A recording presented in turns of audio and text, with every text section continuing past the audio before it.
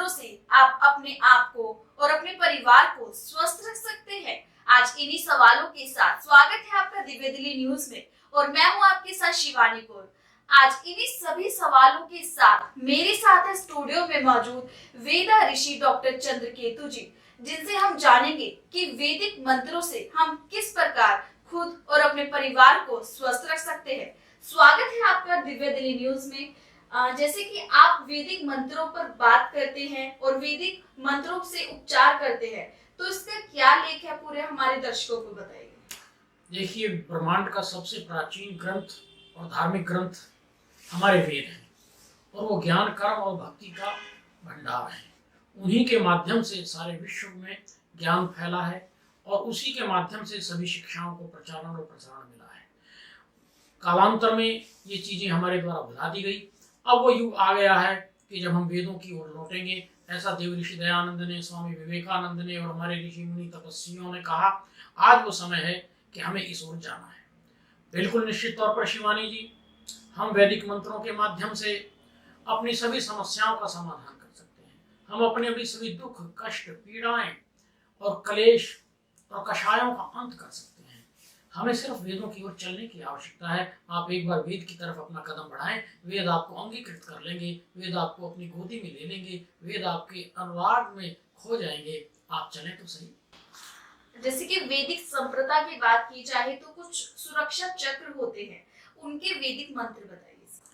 देखिए शिवानी जी, पूरा विश्व इस 10 दशाओं के अंतर्गत आता है और 10 दिशाओं का स्वामी परमपिता परमात्मा है, लेकिन उसने सभी दिशाओं के स्वामी और देव नियुक्त कर रखे हैं।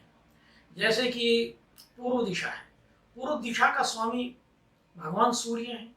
सूर्य भी एक परमपिता परमात्मा ईश्वर का नाम है। जहाँ हम 100 नामों की गणना करते हैं उसमें सूर्य एक प्रथम नाम आता है। ओम सूर्याय नमः भी बोलते हैं और वो मंत्र है जिससे हमें एक सुरक्षा प्राप्त होती है। हमारे चारों एक सुरक्षा का आवरण एकत्र हो जाता है। ओम प्राचीदिगग्निरधिपतिरसितो रक्षितादित्याः ईशवाः तेभ्यो नमोधिपतिभ्यो नमो रक्षितृभ्यो नमः ईशुभ्यो नमः येभ्यो अस्तूर्यो अस्मान् वेष्टियं वयं विष्मस्तं भोजं वेदद्मः। वेद ऋषि से जैसे कि मैं आपसे जानना चाहूंगी, जैसे कई ऐसे मंत्र भी हैं जो कि हमारे मानसिक तनाव को आज दूर रख सकते हैं, तो ऐसे कई मंत्र हो जो हमारे दर्शकों को इसका फायदा हो सके।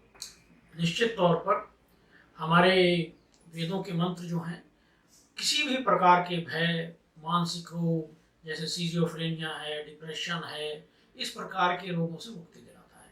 तदनुसार उसके अंदर हम यज्ञ की आहुतियां भी देते हैं और उन औषधियों का भी प्रयोग करते हैं। जैसे मन जो है वो हृत प्रतिष्ठ, हृदय वाला हृदय नहीं, ये हृत प्रतिष्ठ में यहाँ पर वो विराजमान रहता है।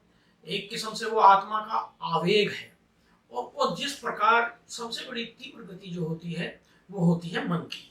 और जो मन है एक क्षण में यहाँ पर है, एक क्षण में जो है वो सूर्य लोक पर है, दूसरे ही क्षण में वो चंद्र लोक पर है, फिर वो अपने घर पर आ जाता है। तो ये जो भ्रांतियां हैं और मन के आवेग को एकाग्रचित करना ही हमारा मुख्य लक्ष्य है।